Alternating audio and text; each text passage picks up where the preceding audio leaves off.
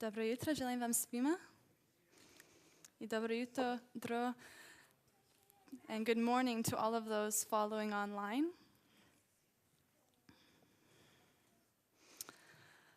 Happy Sabbath. Oh, I actually got a response. That's very nice. It's so lovely to see you all here today on this warm Sabbath day. In the summer times, a lot of us go away on vacation, and it's still nice to see an almost full church. So most of the times when I stand up here, because I'm leader of health ministries, I talk to you about health. And almost every one of those times, I end up running out of time. There's too much information, and I end up talking to you guys for 20 minutes, 30 minutes, and it's just too much. So when I got the chance to have a sermon now, I give you 40 minutes. I can fill it all. So today, we have started with the health ministries. Can I actually just ask the tech team to reload the slides? We've started a journey through health, through the Creation Health program. And that has incorporated the items of choice, of rest, environment. You just need to reload it. It's pardon?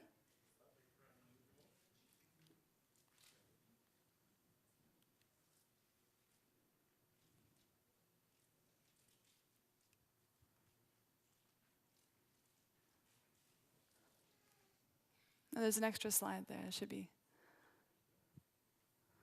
There we go. Yeah, let's just start it again. Perfect. So we've been going through the Creation Health program, and it has included items like choice, rest, environment. We haven't gone through them all yet. Environment, activity, trust, interpersonal relationships, outlook, and nutrition. And we as a health ministries got really excited when we found this program. It was actually shared by one of our members, and we've gone through a couple of them already. So today, we're going to take a deeper look on a couple of these topics, relate them more on a spiritual level, and also go back to the whole idea of creation. What was God's creational intent for mankind? So, New Testament scholar N.T. Wright, in his book Justification, wrote, "God as the creator is glorified when creation is flourishing and able to praise him gladly and freely. Creation is designed to flourish under wise human stewardship, reflecting the love of God the Creator."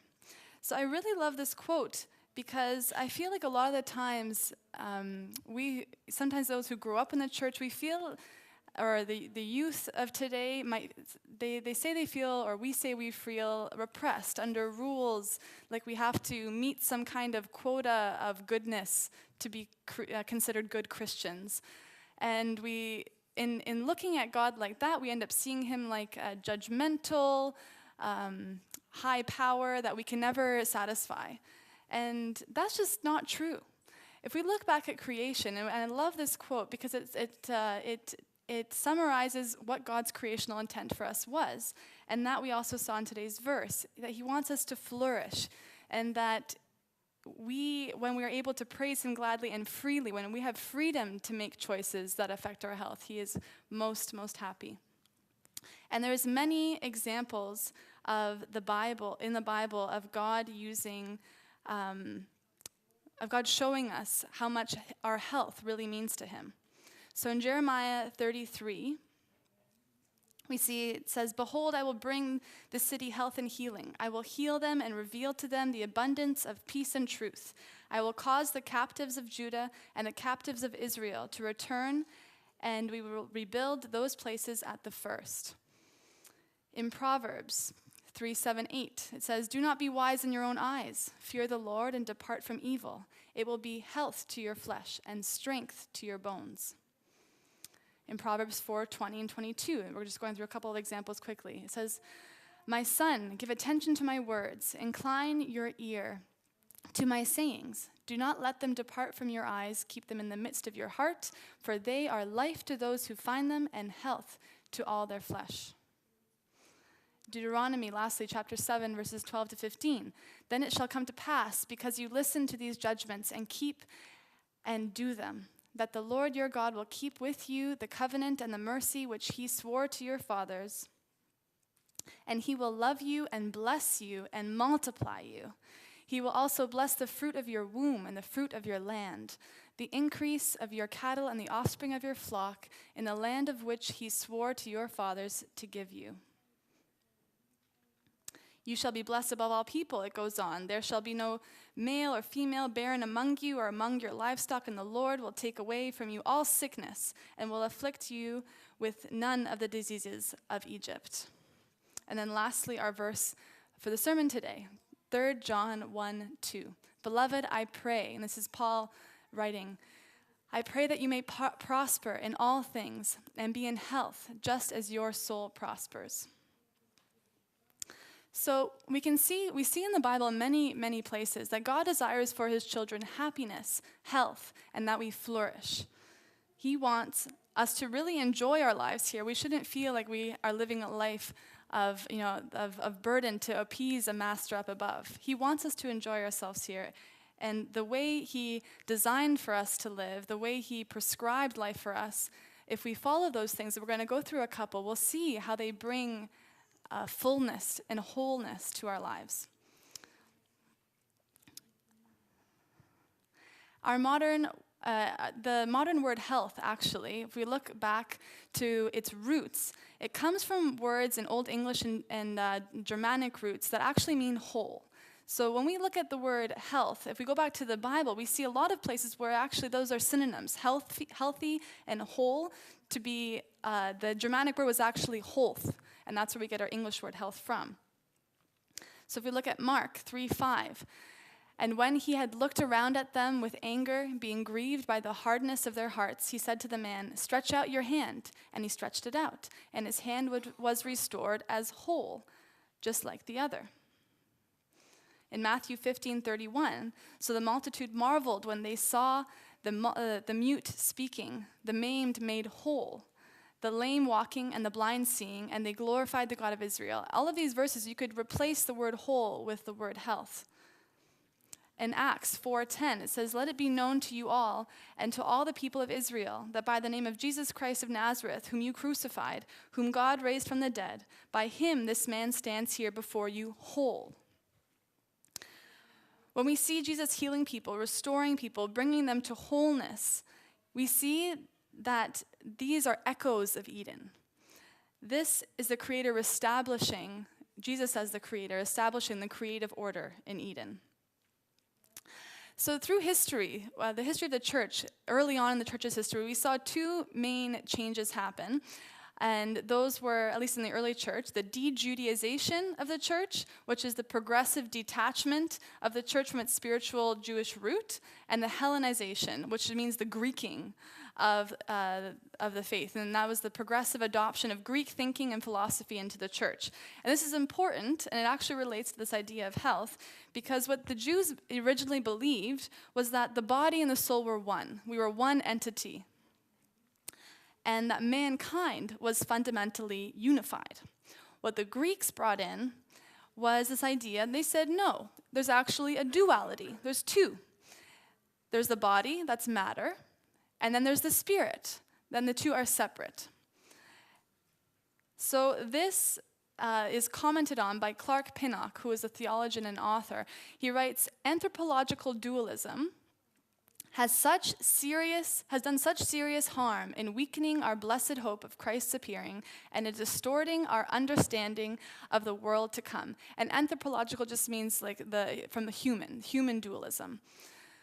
It has also fostered many false dichotomies, including a negative view of the body in contrast to the soul, and the concept of salvation as inferior experience rather than total transformation. Interior experience rather than total transformation. So it made Christianity and the church focus on the spiritual side and almost neglect our the physical body here on earth. The Greek dualistic view of human nature has distorted salvation, this is a summary of that quote, health, and heaven. And that's where we actually get that term, if maybe you can finish it. He's so heavenly minded, he's no, do you know the phrase? He's no earthly good. He's so focused on his spiritual side that what he's doing here on earth is useless. And that's because the mind and body were seen as two different venues, two completely separate things that do not interact, do not intersect, or overlap. And what I'm going to suggest is that if you want to be healthy emotionally, spiritually, physically, and intellectually, you have to be healthy physically. There is no separation of the body and the spirit. The two do interconnect. And that will bring us back to the original the Jewish way of actually looking at the body and the spirit. So you are one whole being. You're a whole person. God doesn't just care about your soul. He doesn't just care about your spirituality, whether you believe in him and you're fine and right in your spiritual sense. He does care about your physical experience here as well.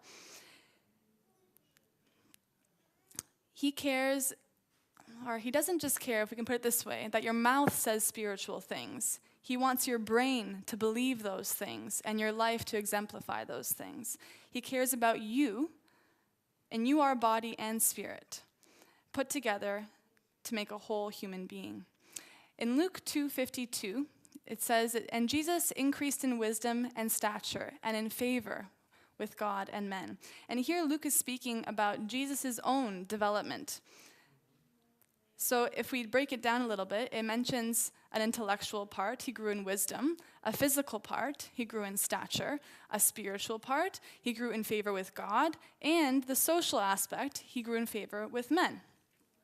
So all that to say, you need to fill all and meet all four parts of development to truly be a whole person, a healthy person.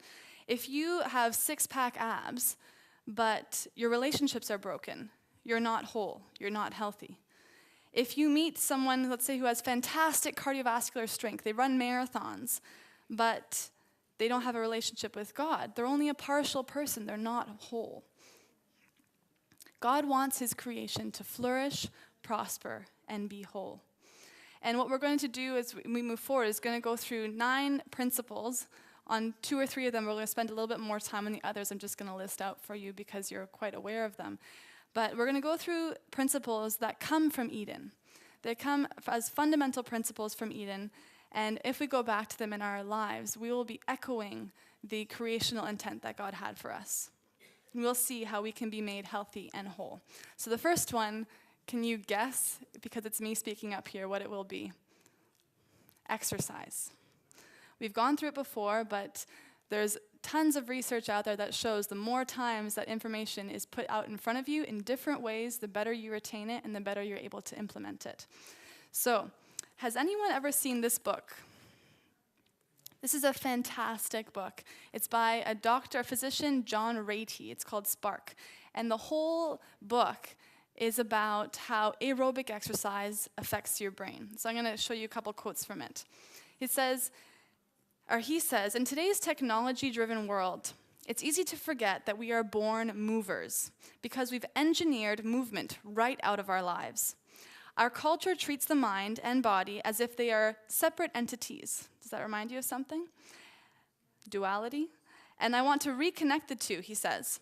The real reason we feel so good when we get the blood pumping is that it makes the brain function at its best. And in my view, this benefit of physical activity is far more important and fascinating than what it does for the body. Building muscles and conditioning the heart and lungs are essentially side effects. I often tell my patients that the point of exercise is to build and condition the brain. What neuroscientists have discovered in the past 5 years alone paints a riveting picture of the biological relationship between the body, the brain, and the mind. And the mind here is more used, if we look in spiritual sense, the spirit, our soul. To keep our brains at peak performance, our bodies need to work hard. So we need to sweat. We need to sweat and raise our heart rate at least 30 minutes a day, 3 to 5 times a week. And that's a principle I've shared with you before. But again, I'm repeating it to put it in your heads one more time. Not to put in your heads, but to bring it forth one more time. If you want your body and your brain to function optimally, we need sweaty exercise. So John Rady continues later in the book and says, neuroscientists have just begun studying exercise's impact with brain cells at the genes themselves. Even there, in the roots of our biology, they found signs of the body's influence on the mind. It turns out that moving your muscles produces proteins that travel through the bloodstream and into the brain, where they play a pivotal role in the mechanisms of our highest thought processes. This is cutting-edge research. I want to make sure you guys know this book is filled with research from the past 5 to 7 years, which means it's very, very recent, and that's going to become more impressive when we get to a later quote. So remember that. He says, they bear names such as insulin-like growth factor, or IGF-1, and vascular endothelial growth factor, VEGF. You don't need to remember those. And they provide an unprecedented view of the mind-body connection. It's only in the past few years that neuroscientists have begun to describe these factors and how they work, and how each new discovery adds awe-inspiring depth into the picture. And he says even if exercise came in pill form, it would be plastered across the front page, hailed as the blockbuster drug of the century. In October 2000, researchers actually from Duke University made the New York Times with a study showing that exercise is better than sertraline, or it's also called Zoloft, in treating depression. That's a medication. I want to cement the idea that exercise has profound impact on the cognitive abilities and mental health. It is simply one of the best treatments we have for most psychiatric problems. So, Rady's saying that, you can be cardiovascularly fit. You can, the running and jogging will help your heart. It will help your lungs. It will help blood pump more effectively through your body, and that's fantastic. And your muscles will get a benefit too. But the best part of that, what actually he considers the most important effect, is actually that it's best for your brain. And there are even studies to show, we've actually gone through them, a couple of them through our health ministries talks, that show that vigorous physical exercise offsets the onset of the beginning processes of brain diseases like Alzheimer's and certain dementias and other age-related diseases. So remember how I said that was, absolutely brand new, groundbreaking research? In 1903, one of the founders of the Seventh-day Adventist Church, a woman who was far beyond her time, she was looking almost 100 years into the future in terms of what we know now. She lived, I even put her, I didn't put it up there, but she was born in 1827 and died in 1915, and in her book, Education, she wrote, "The whole body is designed for action. Unless the physical powers are kept in healthy exercise, the mental powers cannot be used to their highest capacity." She was a health reformer, totally at its best, beyond her time. So what's the practical approach? Okay, now what do I do with that information? Aerobic exercise, which is what John Rady is talking about in his book, Spark. He says that what we need is to find activities that we'll basically enjoy. A lot of people ask me, Sasha, what do I have to do? How do I get these benefits? And I'm telling them, well, the activities that you're actually going to do. If I tell you, go run a mile, but you don't like running, then you're never going to do it. So find activities that you enjoy. Find activities that will increase your heart rate, will make you sweat. And your heart rate, if you want to get technical, should be at least at 65% of your maximum. If you want to write this down, I'll give you a quick calculation to find out what your maximum heart rate should be. And it's the number 220 minus your age. That is your 100% heart rate. You should not get to that unless you're working extremely hard, and even then it's considered dangerous. So if you take 220 minus your age, and then you multiply it by 65%. Is that too much math? Yes. 220 minus your age, so it's different for everybody, and the number actually gets lower as you get older, right?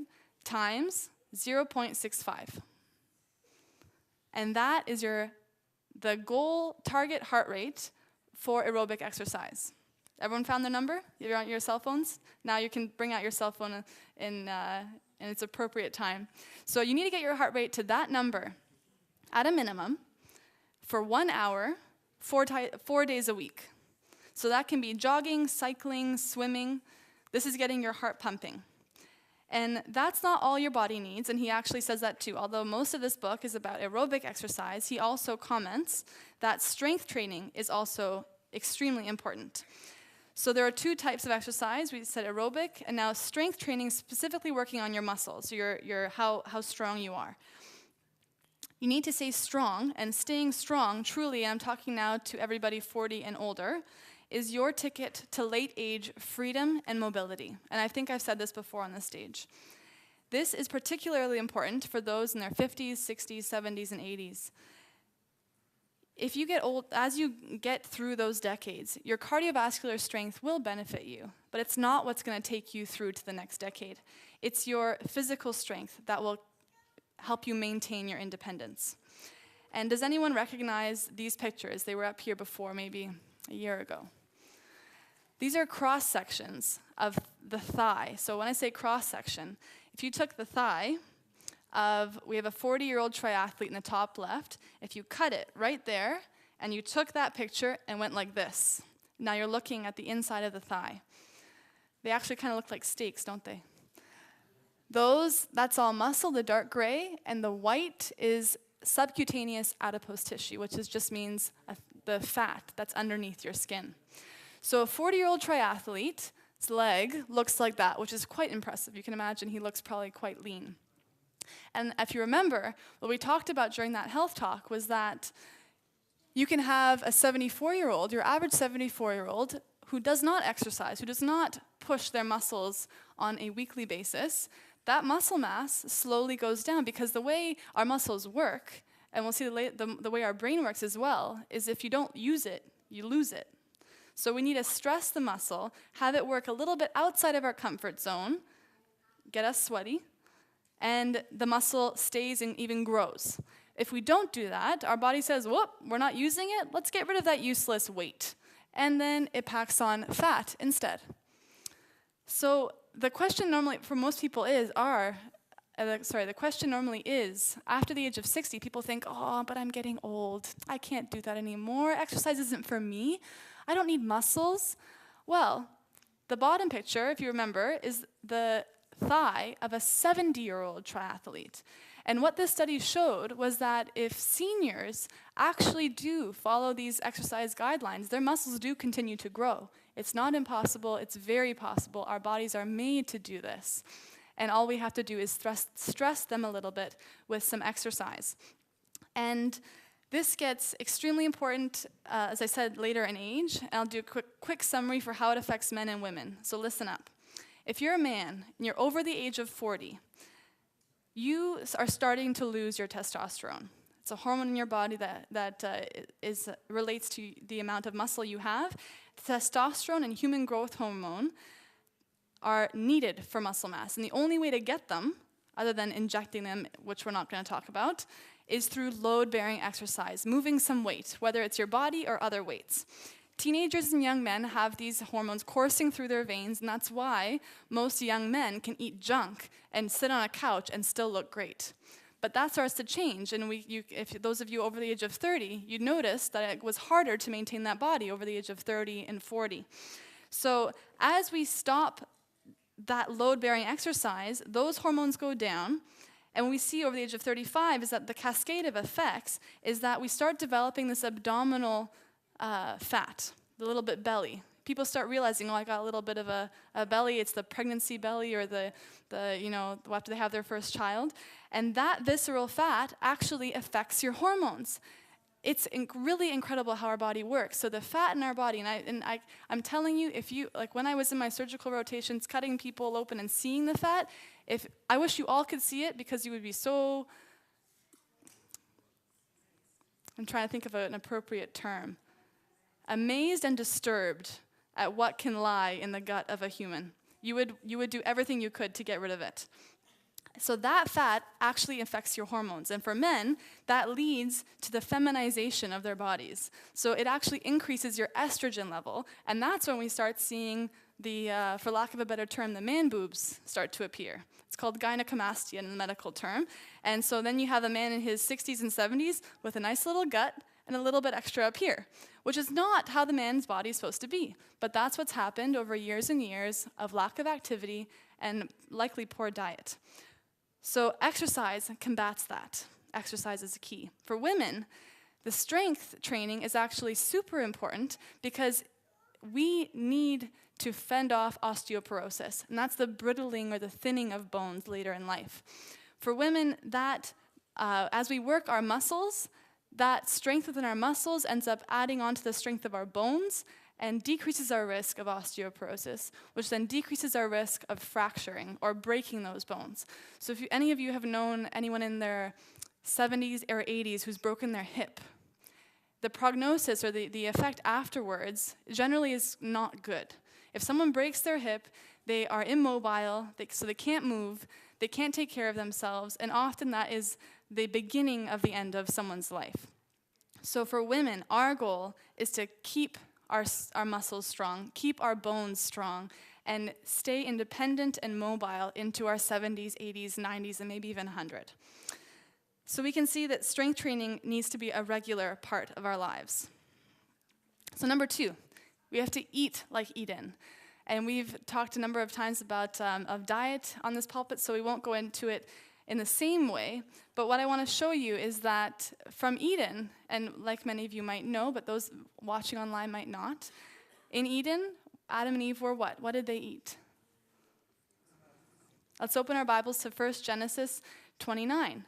Or Genesis chapter 1, verse 29. It says, "And God said, Behold, I have given you every plant yielding seed, that is on the face of the earth, and every tree with seed in its fruit. You shall have them for food." So essentially it's saying, Adam and Eve, you are fruitarians. Eat all the fruit. And when's the next change we see is actually after the fall.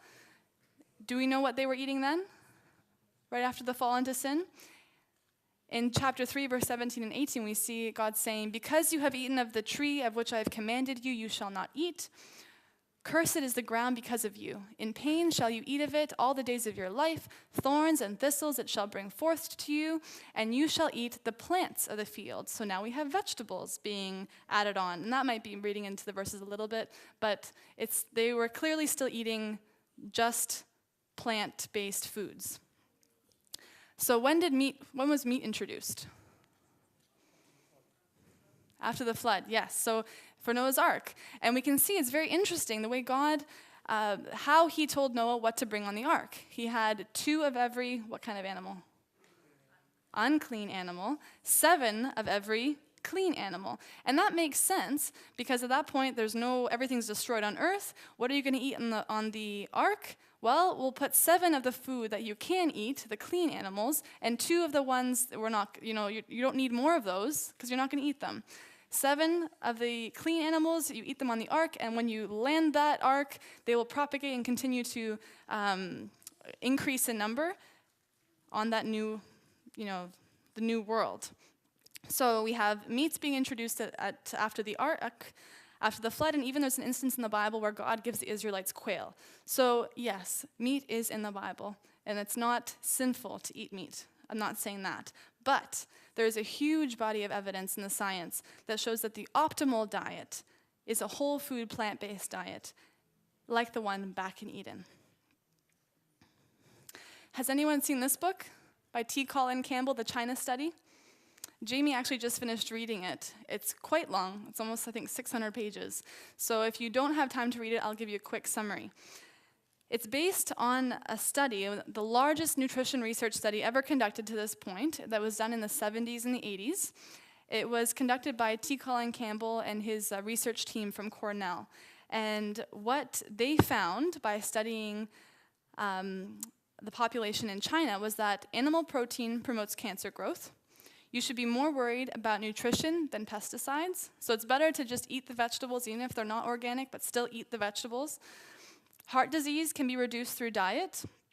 like we learned in June during our health talk on heart disease, animal-based foods are not necessary for good health, and eat plants for optimal health. So there you go, the reverse. Essentially, what he says in this book, after you go through all the summaries, is that it confirms the Edenic diet. It confirms that our diet for optimal health should consist of fruits, veggies, nuts, seeds, legumes, and grains. And that has been shown to be the best in terms of longevity and preventing disease. So eat like Eden, the second part, is not just be a vegetarian or vegan, but also be a healthy vegetarian and vegan. And that goes to just to say we have to limit processed, refined, and sugary foods and drinks.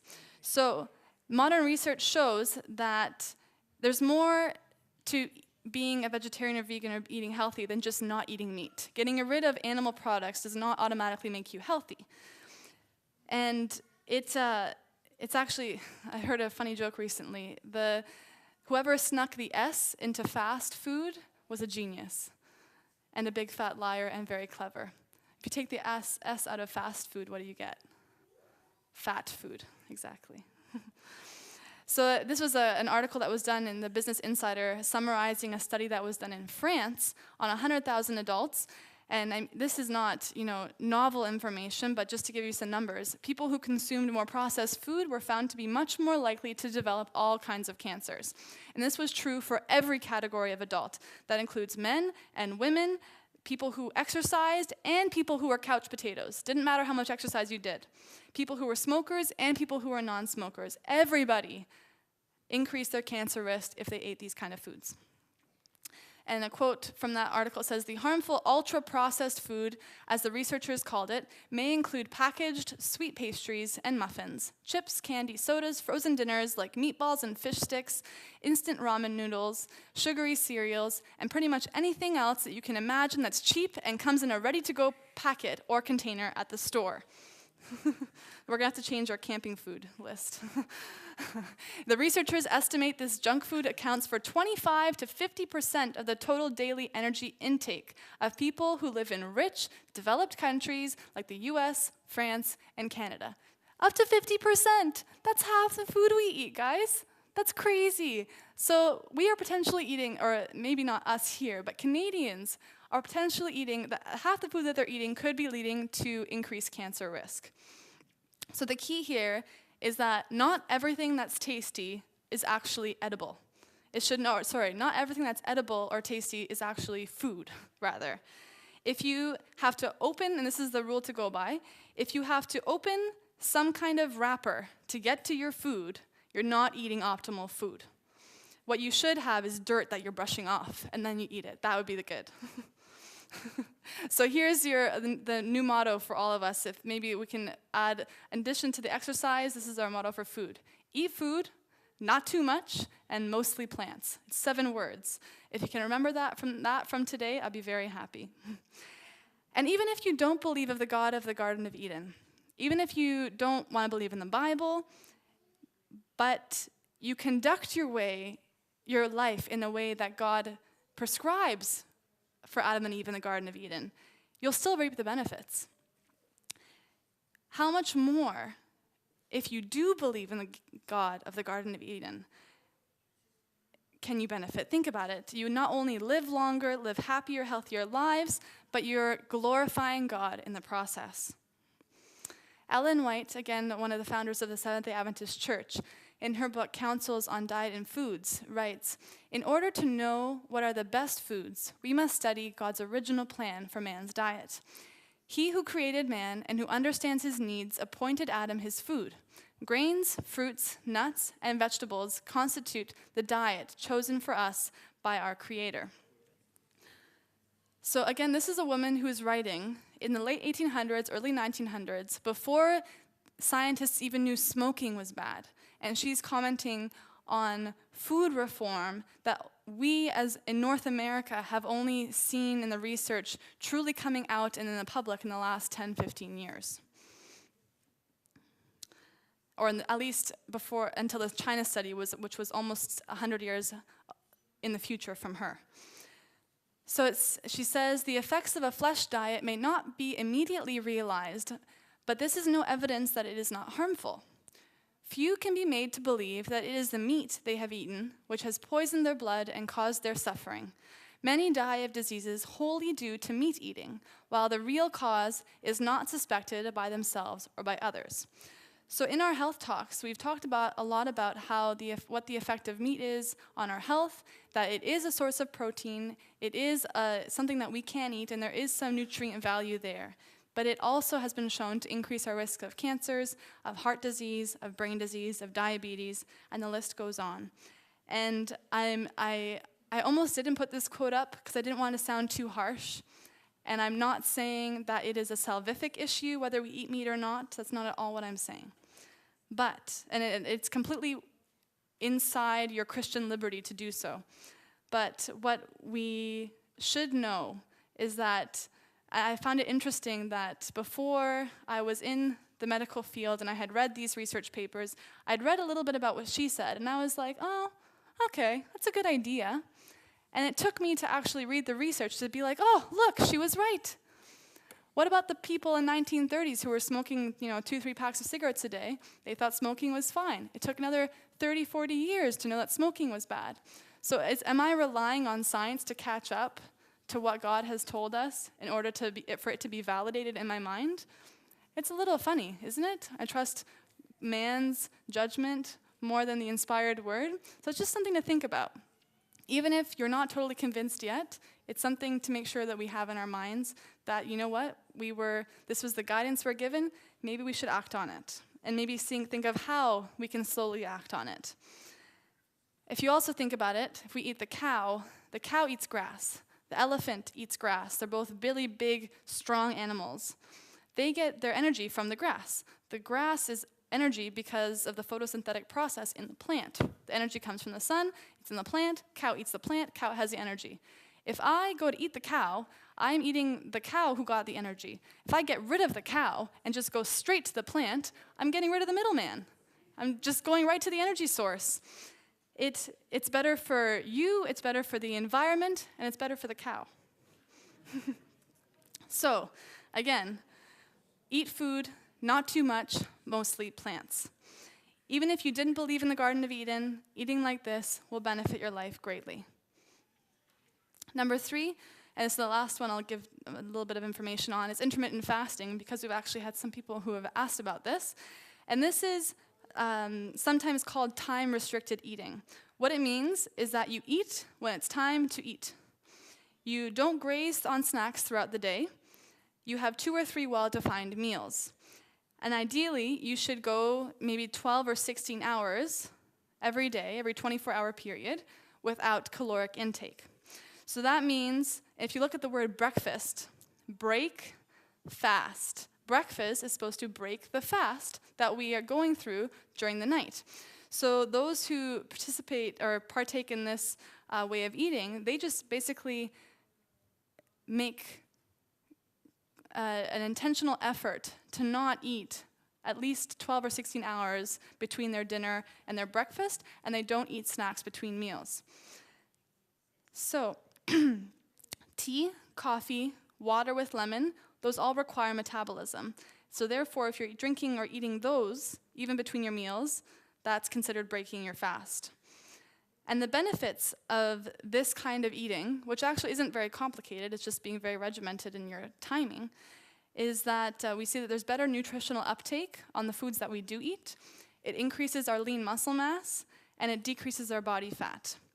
And if we think of when we're getting older, again, 30s, 40s, 50s, as our metabolism starts to slow down, our body gets a little lazy. It goes to the most immediate, most accessible source of energy, which is generally the sugar in our bloodstream.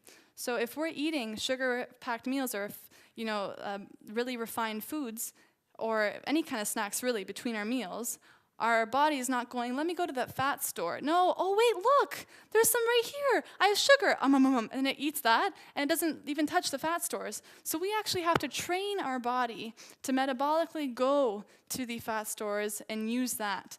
By maintaining that fast between our meals, it learns to do that. It gets stressed out when it sees no readily available food. It goes to the fat stores, and that becomes the new norm, the new routine. So we got to train our bodies to do that. We mildly stress them between meals, and that forces our bodies to go to the fat stores. Okay, the last couple we'll go through really quickly. Number 4, don't smoke, drink, or do drugs. This is not a very challenge topic, so we're not going to go through it today. I have more information on it. If you want, we can talk about it later. Keep the seventh-day Sabbath. And I made this presentation as if there were non-Seventh-day Adventists in the room, and there are people who are not Seventh-day Adventists who keep the Sabbath. So this item applies to more than just us, but that is definitely one that has shown to, has been a part of groups who live longer and live healthier lives. And I believe Mirjana recently had a health talk on rest and incorporating your rest in the Sabbath. So you've heard of this recently. Taking part in activities that bring you closer to God really are foundational to this, to keeping the Sabbath day. Number 6 is decrease your stress by trusting in God. That we will talk about at a future health talk as well. Number 7 is surrounding yourself with healthy relationships. This meaning having family and friends and community, having strong family social networks is inversely proportional to high stress. So what the science shows is the more strong relationships you have, the lower your stress goes. The fewer relationships you have, the more the stress burden goes up. The more people start feeling alone, lonely, helpless, their stress increases, and that stress is quite detrimental to our health. Number 8 of 9, serve others. Life is bigger than you, so live like it.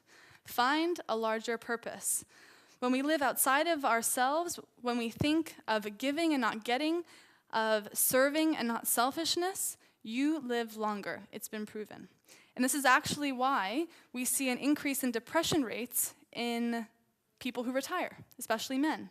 So as soon as their purpose of living, or one of their purposes, their work, their job, their vocation, once that ends, a lot of men find lack of purpose, and they actually, their mood is affected by it, and we see a lot of them dealing with depression.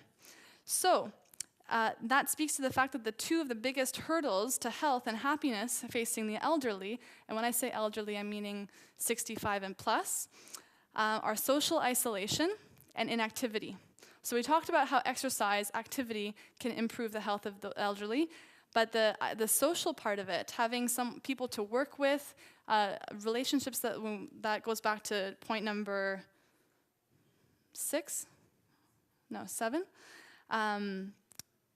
Having those dealt with really does help health and wholeness improve after retirement. So we need to have a purpose, we need to feel useful, we need to have connectedness with others. So if you find yourself, whether you're retired or not, with empty time that you don't know what to do with, go find somebody and serve them. You'll reap the benefit. And when I say serve, we're talking about just making their day, help someone else. And lastly, live like a Seventh-day Adventist. That sounds kind of funny in this context, but if we go back to the articles that we've gone through here on this stage of the Blue Zones by Dan Buettner, he studied, do you remember the groups? The Okinawans, the Sardinians, Costa Ricans, and the Seventh-day Adventists. Those were 4 groups of people when we studied the peoples of the world that lived to 100 years old. And the interesting thing is, I didn't know this, that 3 of those groups have started to lose their status on that list. Their healths are starting to decrease, people are starting to die earlier, and that is because of westernization. The McDonald's entered into those environments, and people are just eating differently, living differently. So those 3 groups were geographically isolated and distinct. Their genes were similar, and it made sense that they, as a groups, were living to similar ages. Adventists are the anomalies. They are a group of geographically diverse, genetically diverse people from across the world. And those people, it's easier to isolate why they're living so long, and it came down to their lifestyle. So on all the topics that we've covered already today, the principles are all met by most Adventists. We're almost done, guys. This was found in the Adventist Health Studies. There were 4 major ones.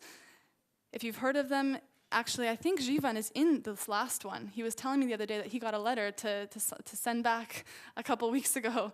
So the Seventh-day Adventists were seen by public health professionals back in the 50s that these people were living longer, and public health wanted to know why. So there was a study put together, the Adventist mortality study, that had over 22,000 Seventh-day Adventists in it, and it was looking at Seventh-day Adventists versus the general Americans.